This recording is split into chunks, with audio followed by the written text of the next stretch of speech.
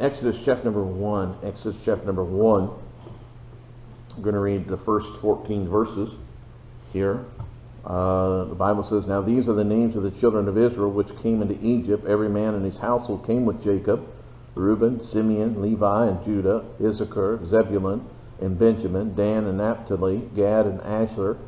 And all the souls that came out of the loins of Jacob were 70 souls, for Joseph was in Egypt already. And Joseph died, and all his brethren, and all that generation. And the children of Israel were fruitful, and increased abundantly, and multiplied, and waxed exceeding mighty, and the land was filled with them. There arose up a new king over Egypt, which knew not Joseph. And he said unto his people, Behold, the people of the children of Israel are more and mightier than we. Come on, let us deal wisely with them, lest they multiply. And it come to pass that when there falleth out any war, they join also unto our enemies, and fight against us, and so get them out of the land. Therefore they did set over them taskmasters to afflict them with their burdens." Right? And they built for Pharaoh treasure cities, Pithom and Ramesses. But the more they afflicted, the more. That's about the only thing in the Ten Commandments that's true. All right, that you watch on TV. All right, is the city Ramesses. But the more they afflicted them, the more they multiplied and grew, and they were grieved because of the children of Israel. And the Egyptians made with the children of Israel to serve with rigor. And they made their lives bitter with hard bondage, in mortar and in brick, and in all manner of service in the field. All their service wherein they made them serve was with rigor. And our text verse this morning is verse number 12. It says, "But the more they afflicted them, the more they multiplied and grew." I'm just going to give you something this morning. The title says, "The Good in Affliction." The good in affliction. And let's pray, and I'll explain what I mean here. All right. Our Heavenly Father, please help me now. Lord, please give me what I need to give to your people. Holy Spirit, please guide and direct. Help us, Lord, to be encouraged, motivated, serve you more and more. Please, Lord, please, Holy Spirit, change hearts and lives today. In Jesus' name, amen. Here we have the children of Israel, and they're in the land of Egypt. Jacob and his children left the land of Canaan to come to Egypt to be with his son Joseph, who at the time was second in charge of all of Egypt. All right, and so he came to be with them. He also came to escape the famine that was going on at the time. Remember that there was a famine, 7 years of famine, and he came to escape that, him and his family and such. All right. Now, according to Exodus 1:5, 70 souls of Jacob dwelt in Egypt at the time. When they came in, Joseph and his family were already there, but altogether 70 souls came in and dwelt in Egypt. Now, these people had come for a short stint. They came until just to be there long enough for the famine to be over, and they were going to go back into the promised land, into Canaan, where they came from and such. So they just came over for a short period of time, just a matter of a few years, until the famine was to be over. All right? But if you go back, if you look into Exodus chapter number 12, if you want to turn there, you'll see how long they actually stayed there. All right? Go to Exodus chapter number 12 and verses 40 and 41. Exodus 12, 40 and 41 says, "Now the sojourning of the children of Egypt, who dwelt, or children of Israel, who dwelt in Egypt, was 430 years. And it came to pass at the end of the 430 years, even the selfsame day, it came to pass that all the hosts of the Lord went out from the land of Egypt." So they came in for a period of about 5 or so years, because the famine had already been going on. It was to be a 7-year famine. And they stayed 430 years. Think about that. Think about that. Now, during these years, Joseph dies. And during these years, his brothers die. And all that generation dies and such, of course. And then in verse number 7 here in Exodus chapter number 1, we see that the children of Israel were fruitful during this time. During this 430 years, the children of Israel were very fruitful during this time. All right? Now, they had increased from 70 to become exceeding mighty and had filled the land of Egypt. That's what the Bible tells us here. So in that 430 years or so, the children of Israel now have become mighty. They've gone from 70 to being exceeding mighty in filling the land of Egypt. Remember, they were just over the land of Goshen before. That's all they needed. They needed just the good land of Goshen and things is all they needed. Now they filled the land with Egypt. All right? I mean, that's how many was there. All right? Now, the old king who knew Joseph had favor with him has died as well. All right? Of course, 400 and some years, you know he had to have died. And of course, kings after him, and after him, and after him. Eventually, we're getting to a point here in Exodus now, where there's a new king in Egypt who did not even know who Joseph was. This is how long this has been going on. This is how long they've been there and such, right? And this king then, because he didn't know who Joseph was, and why the children of Israel were even in the land and such, this king saw the children of Israel as a threat. He saw them as a threat. He saw the children of Israel as that they had become more mighty mightier than the Egyptians did. They'd become mightier than even the people of Egypt. And so the king says, you know what, according to verse number 11, they said, you know, we've got to do something here in things. And so what they did was they set taskmasters over the children of Israel to afflict them with their burdens. Wanted to afflict them with their burdens. The children of Israel, think about this. Think about this. The children of Israel were in affliction long enough to build 2 cities for Pharaoh, Pithom and Ramesses. Now think about that. We're talking about cities, folks. We're not talking about using bulldozers and excavators and everything else. They had tools. They didn't have anything like that. And they were in affliction and such for long enough to build 2 cities for Pharaoh. So we know then that the children of Israel were in affliction for years and years and years and years. But what you'll see when you read verse number 12, the more the Egyptians afflicted Israel, the more they multiplied and grew. Now this grieved the Egyptians even more. Then you'll see that they then made the children of Israel serve with rigor. They made their lives bitter with hard bondage. They gave them the hardest jobs there was to do. They gave them the most dangerous jobs there was to do. They made them do these jobs with rigor. That word rigor means severity or cruelty to a point of a breaking point of death, or breaking down oneself to where you can't do anything anymore, a breaking point. These people were living in horrible affliction for hundreds of years. Think about that. Now, there are some things that we can learn here about affliction that I believe can help us. You see, every one of us face affliction to some degree in our life. Every one of us do. Now, I believe with all my heart, I really believe that we Christians in America are about to experience affliction from the world. I believe it. I believe that. Now, you see, the lost world looks at us like the Egyptians looked at Israel. You see, the world, if they were honest with themselves, they're afraid of Christians. They're afraid of us. If they were honest and would be honest and such, they are afraid of us. They see us as a threat to their lifestyles.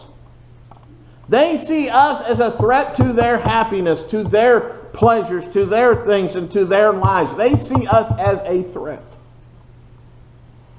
So they are going to afflict us in hopes that we Christians will not be able to fight them. Which is why Pharaoh did what he did to the children of Israel.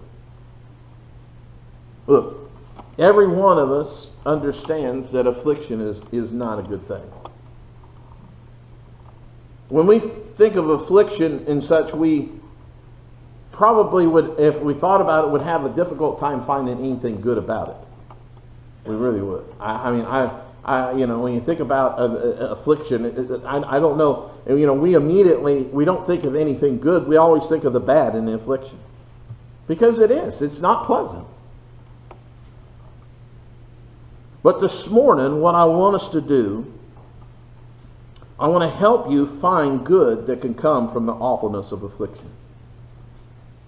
I want to help you this morning, because every one of us face it in some way or another.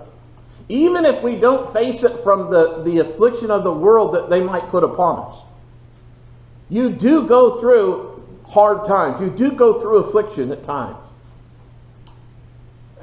And sometimes, I'm telling you, sometimes they don't seem like it's going to let up. And sometimes you yourself, you don't know whether you're going to make it and such.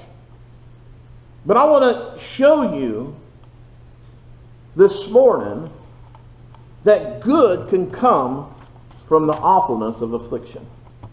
I want to encourage you this morning. I want to help you this morning. Because I know sometimes you get to a point where you're thinking, you know what? How much longer can this go on? How much longer can I endure this? How much longer can I keep going? And may I tell you this morning, the children of Israel served with much rigor and affliction for hundreds of years, and they made it. So this morning, what I want to do is I want to show you some things in here that could be a help to you and encouragement to you, to help you keep going during this affliction, to help you keep going on and such. Let me give you some things, 6 things this morning that could be a help to you. Are you ready? Look with me in verse number 12 again. Verse number 12. It says, but the more they afflicted them, the more they multiplied and grew. You've got to understand, even in affliction, you can grow and multiply. Even in affliction, you can grow and multiply. Many times what happens when we get in this affliction, many times what we do is we kind of just hunker down.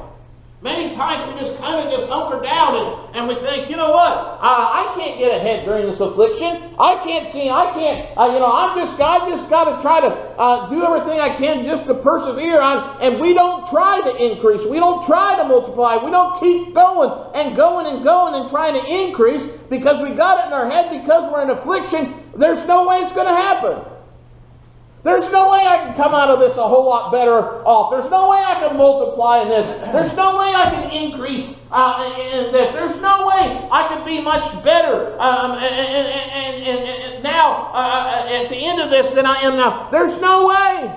But I'm telling you this morning, the children of Israel, the more that they afflicted them, the more they multiplied and grew. You can grow in your affliction.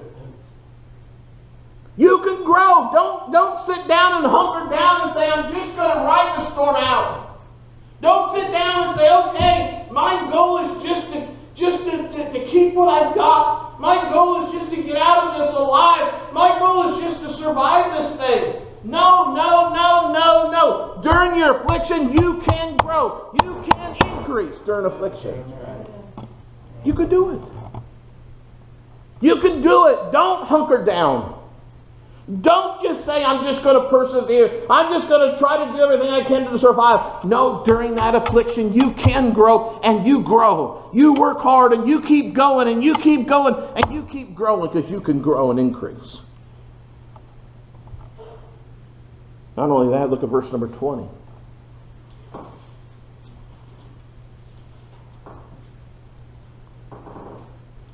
The Bible says, therefore God dwelt with the midwives and the people multiplied, look at this, and waxed very mighty. You know, you get stronger during your affliction. You realize that? You realize that affliction is making you stronger? Look, I was in almost a year now. I started doing weights and stuff. When I remember why I started doing weights and things. Now, I was at a point where, I mean, I couldn't hardly lift anything. Bags of sand and big tubes of sand and stuff like that. I'd have to have Farm King or whoever, or my kids or whatever, lift them up in the truck or take them out and all this stuff and such.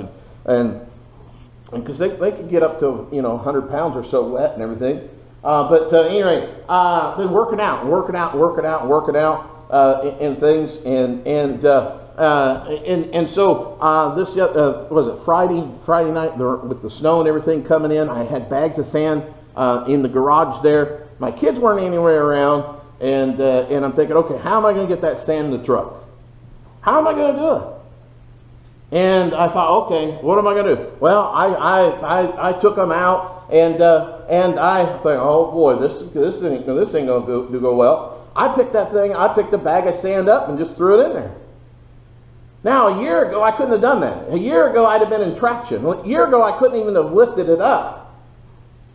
But because I had been working out, and I'd been working out on weights and working out and such like that, I'd gotten stronger to a point where I could pick that up without throwing my back out. I could pick that up with my arms and with my legs and such and get them up in the truck. I could do that. And I'm telling you, your affliction, during your affliction can make you stronger. It's like the more you do it, you're exercising your faith, you're exercising your abilities, you're exercising your skills, you're exercising these things to try to help you, your discernment. You're exercising these things, the discernment of, okay, now what do I do here? How do I make it here? What do I have to do here? How can I get through this and get through this? All that time, that's affliction, but you're exercising your mind, your thoughts, your guidance, your prayer life. You're exercising all of these things, and because of doing that, you become stronger. Yeah, affliction's not fun. It's not pleasant. And no one really wants to go through it. But you've got to understand, you can grow and multiply even in affliction. And you become stronger during affliction. All of the senses, all of those things can be stronger and get stronger and stronger because you've got to use them more.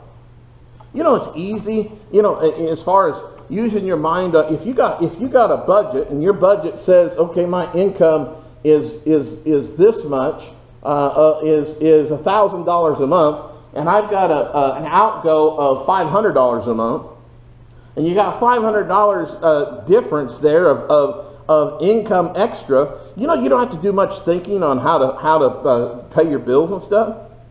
You don't have to figure out the ways of getting things figured out of paying things, do you? You don't have to use the mind. You don't have to use that. But when your income is $1,000 and your bills are $1,500 every month, you got to figure out, okay, how am I going to take $1,000 and pay $1,500 worth of bills? And you got to use your noggin. And you got to pray to God for wisdom. And you got to figure this out and try this and do this and do this. All of those things are sharpening your skills. All of those things are honing these things. It's like honing the edge of a knife and stuff. They're making them sharper and sharper and sharper. You get stronger during afflictions. Not only that, let me show you something else. Look at Exodus chapter number 6.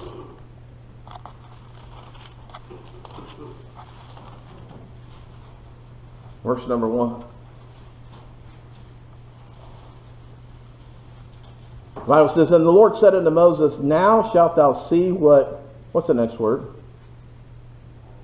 I will do to Pharaoh. Now, wait a minute. Is Moses going to have to do anything to Pharaoh? He didn't say, now you will see what I'm going to help you do to Pharaoh. He didn't say that, did he? He said, now you will see what I will do to Pharaoh. Now I tell you this morning, during afflictions, God will fight for you. He'll do the battle for you. And you won't even have to lift a finger. You get so caught up, and you are in such affliction. These people were keeping the children of Israel so busy in hard bondage, and when they got off of doing their labor, they were so tired and weary they couldn't do anything. They couldn't fight. They couldn't do anything. The children of Israel, the Egyptians had them there and such, and there would be no physical way they could stand up and fight against the Egyptians. But they didn't have to. They didn't have to. Because God was going to do the fighting for them. They weren't going to have to lift a finger. They weren't going to have to draw a sword. They weren't going to have to take and get any armor on and go to war. They weren't going to have to do any of those things. God was going to do it for them. I tell you, sometimes you get to a point in your life and you're being afflicted and you're beat, you're tired, you're worn out, and you're thinking, I don't know if I could fight this much longer. Give it to God. God will fight it for you. God will fight it for you. And when you get to that point, God knows. God knew the children of Israel were at that point in their life. God knew the children of Israel couldn't fight the battle, couldn't win. Even though they multiplied, were increased more than the Egyptians, they were in such a point, there's no way they could fight and win. They had no strength. They had no weapons. There was no way they could fight. But they didn't have to. Because God did it for them. God did it for them. During your afflictions, you got to understand, you get to that point in your life, let God do the fighting for you. He will. He will. Let me show you another one. I like this one here. This is a good one. Go turn to Exodus chapter number 12.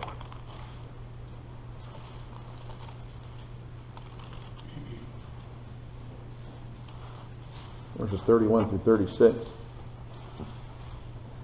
The Bible says, and he called for Moses and Aaron by night and said, rise up and let you go forth from among my people, both ye and the children of Israel, and go and serve the Lord as ye have said. Also take your flocks and your herds as ye have said, and be gone and bless me also. Isn't that amazing? Now he wants them blessed. But look at all. And the Egyptians were urgent upon the people, that they might send them out of the land in haste, for they said, we be all dead men. And the people took their dough before it was leavened, their kneading troughs being bound up in their clothes upon their shoulders. And the children of Israel did according to the word of the Lord, and they borrowed of the Egyptians. Now think about this. They borrowed of the Egyptians. Hey, can I borrow your jewels and your gold? And they know they ain't coming back. They borrowed of the Egyptians jewels of silver and jewels of gold and raiment. And the Lord gave the people favor in the sight of the Egyptians, so that they lent unto them such things as they required, and they spoiled the Egyptians. During your afflictions, you find favor with the world. In other words, what happens is they come to you on your terms. They come to you on your terms. And they do that because they see how you endured through the affliction. And they see God working in you and turn to you and your God. They come to you. You find favor with them. They come to a point, they get confidence, and they have that confidence, well, we're going to afflict them, and we're going to pose a lot of strict things on them, and we're going to make them not be able to pray in public. We're going to make them not be able to read the Bible in school. We're going to make them not be able to do these things, and we're going to make it hard, and God is, and boy, we got all the power. We got the power in the courts, and we got the power in Congress, and we got the power in the executive branch. We've got the power everywhere. But they don't have God, who's all powerful. And as we endure, and as we keep going, and as we keep persevering, as we keep during this, we maintain our testimony, and we maintain and do what's right, and we let God work, and we let God fight for us, and we let God do these things. Eventually they start looking and saying, something they've got, I need. They go through something that terrible and they still come out okay. They got something I need. have broken down. I would have done something terrible. But they didn't. They keep going. They keep smiling. They keep persevering. They just keep on going. How does that happen? And eventually they see God in you. And then they come to you. What is it you got? I want it. I want it. I want it. Look, you want to? We're going to change Macomb for God. We need to maintain the testimony for God and just keep going. Because I'm telling you, there are going to be some, and so Macomb is going to go through a downtime, just like everybody else. Macomb has been fortunate over the years. They've not had to endure much, but they will. And when they do, they need to see we Christians here at Victory Baptist Church endure and keep on going. And they need to see that testimony that we have. And then they're going to come back around saying, you know, I want what they've got. Look, you can have all the stuff here. Take all these things. Just tell me your secret. Let me follow. Let me follow who you're following. Let me know. Let me help. Look, let me give me what you got.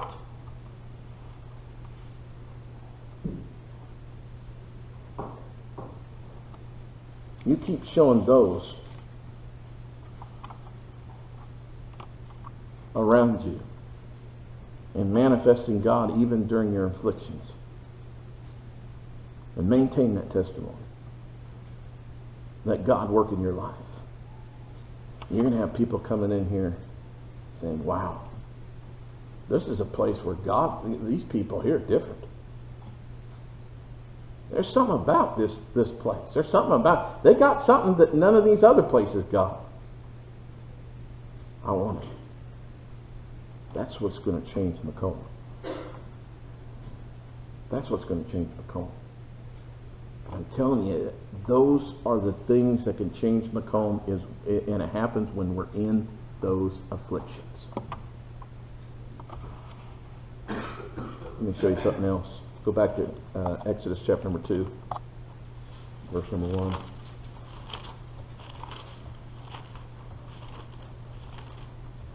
Exodus chapter number 2, verse number 1.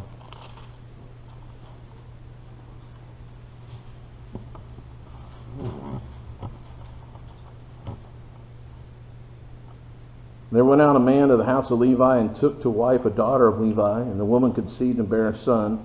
And when she saw that he was a goodly child, she hid him 3 months. And when she could not longer hide him, she took for him an ark of bulrushes, and daubed it with slime and with pitch, and to put the child therein, and she laid it in the flags by the river's bank. And his sister stood afar off to wit what was done to him. And the daughter of Pharaoh came down to wash herself at the river, and her maidens walked along by the riverside. When she saw the ark among the flags, she sent her maid to fetch it. And when she had opened it, she saw the child, and the babe wept. And she had compassion on him and said, this is one of the Hebrew children. During your afflictions, many times, during the afflictions, in the middle of your afflictions, many times, a deliverer is born. Right in the middle of all this is when their deliverer was born. Think about that, folks. You got to understand, Moses was 40 years old before he went into the wilderness and came back. He was 80 when he came back. That's 80 years more of affliction.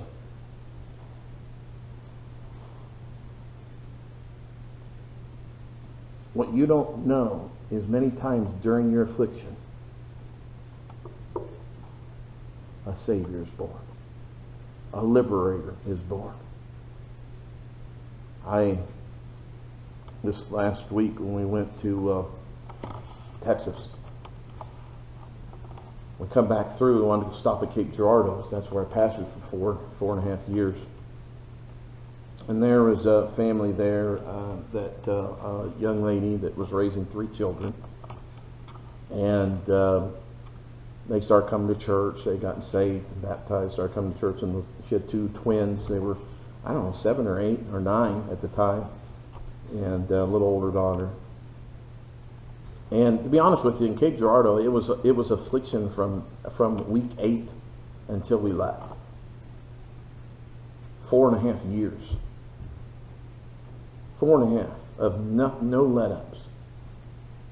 We were in Longview. One of the there was a couple there that had come through, that their daughter, or no, their sister had lived there, and they lived in pastored in on the East Coast. And they would come through from time to time. In fact, I ended up marrying her sister there and stuff. But they would come and visit from time to time, and they talked to us Sunday night after the service in Longview, because they're in Longview now. And they said, you made a big difference in Cape Girardeau. You don't know it, but you really did. And honestly, when they said that, I said, I said, well, I don't really believe, I don't think we did, and I don't really, I was not convinced that much got done there. And so when we got to Cape Girardeau, my wife said, I want to try to look up Shelley and her kids and see if we can see them. I said, well, I know they live where they used to live. I don't know if they still live there or not and stuff. And we couldn't get a number or anything because we still have the old phones. We don't want to do any of that other stuff. So we got checked in and we started off, and we started heading that way, and we got over there and knocked on the door, and her, I assume it's her husband now, the same guy that she was with then, said, hey, we said, hey, we're Mr. and Mrs. Eddy and things, and he knew us right away, and wasn't real thrilled to see us, but he knew us right away. And is Shelley home? Yeah, let me go get her. And she comes out and started talking and everything, and we're just talking and such, and she said, well, Bethany's here. And so she went and got Bethany, and Bethany came out. She's 19, one of the twins. And she came out. She gave my wife a hug. She said, Pastor, I got to give you a hug. Give me a hug. And she had just gotten back from a mission trip, been in the mission field for a year in Trinidad. This was her 3rd mission trip. Now, she's not a part of a Baptist church, but she's gone to the mission field 3 times. 19 years old.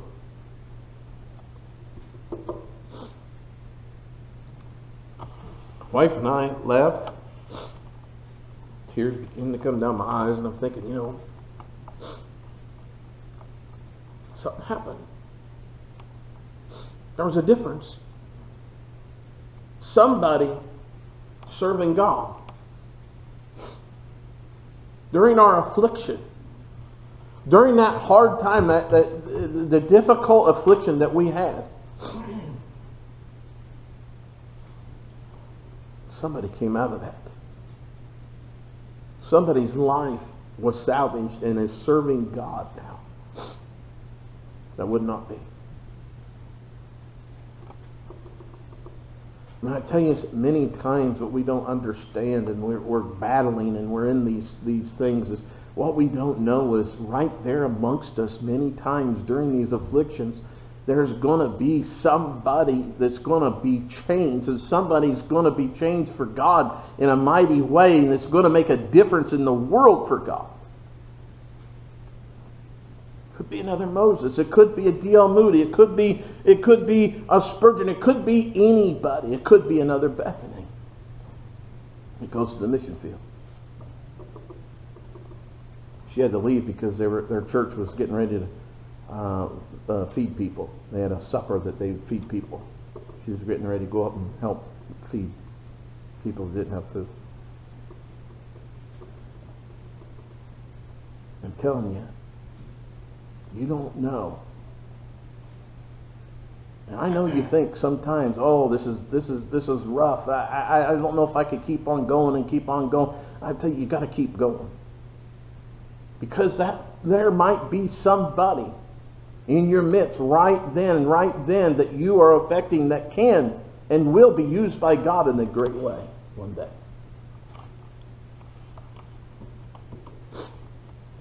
And then turn back to Exodus chapter number 1. Let me show you one more thing. Verse number 14.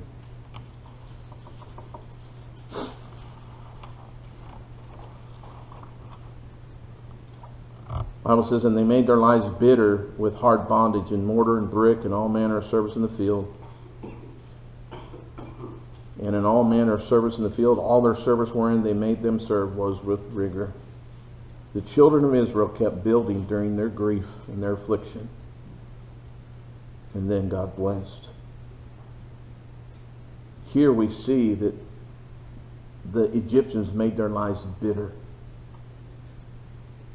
During your affliction, you have an opportunity to make the bitterness of affliction better.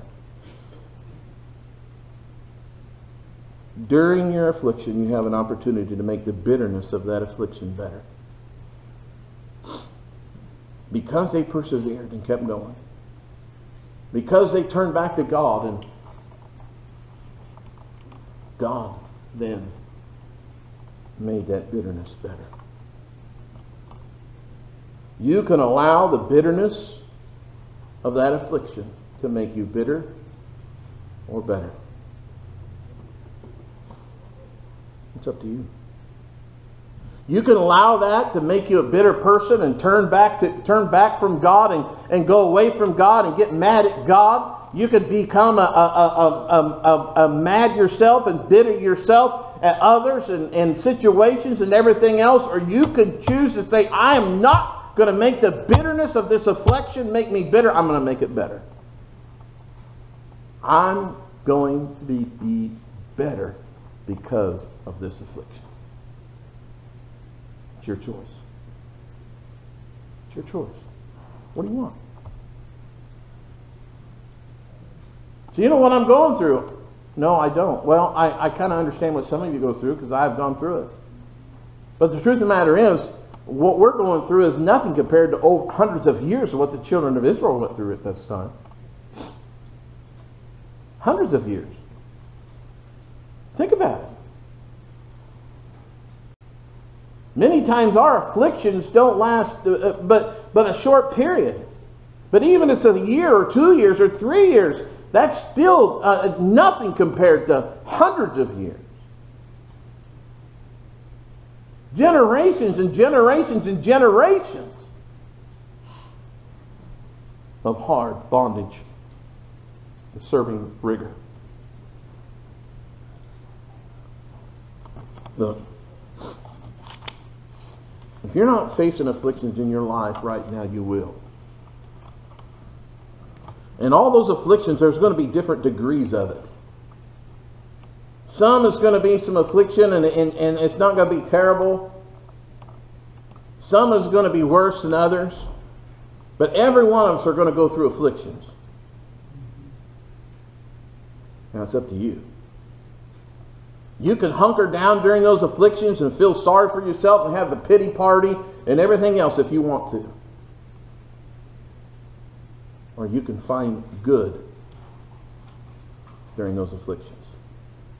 You can grow during those afflictions. You can multiply during those afflictions. You can increase. You can wax stronger and mightier. You can. You could get to a point where, you know what, you get so bad, you grow in the Lord enough, God's going to say, you know what, I'm going to fight for you now.